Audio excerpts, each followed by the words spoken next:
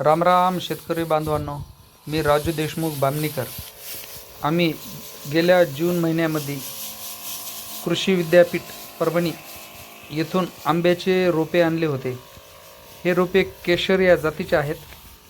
आम्ही लावल्याच्या नंतर 4-5 महिन्यामध्येच मोहर आला होता। या आंब्याला आलेले मोहर आम्ही कट केले आणि दुसरे दिवशी ही फवारणी करत आहोत। मोहर कट केल्याच्या नंतर फवारणी मित्रहो आवश्यक आहे।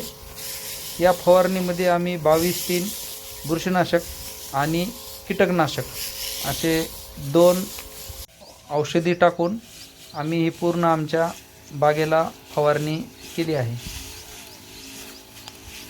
हे मोठे आंबे 1.5 ते पावणे 2 वर्षाचे आहेत। याला पण मोहर आला होता। याचे पण आम्ही मोहर कट केले आणि त्यांना पण आम्ही फवारणी करत आहोत।